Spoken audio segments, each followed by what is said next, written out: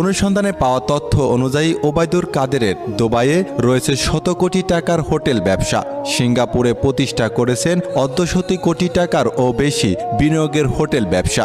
এছাড়া থাইল্যান্ড ও মালয়েশিয়া জমি কিনেছেন বলে জানা গেছে। দেশ থেকে টাকা পাচার করে গড়ে তোলা ওবায়দুল কাদেরের এই হোটেলে আছে অ্যাপার্টমেন্ট, এক্সিকিউটিভ সোর্স সহ অত্যাধুনিক রুম, যেগুলোর ভাড়া প্রতিদিন 350 থেকে 1,500 দিরহাম, যা বাংলাদেশি মুদ্রায় 10,000 থেকে 45,000 টাকা। অনুসন্ধানে আরও জানা গেছে, সিঙ্গাপুরে জনপ্রিয় মুস্তাফা মাঠের পাশে অবস্থিত নিজে জুয়েলার্সের মালিকানায় রয়েছেন কাদের আহমেদ। দেশ থেকে প্রায় অর্ধশত কোটি টাকা পাচার করে সেখানে তিনি বিনিয়োগ করেছেন।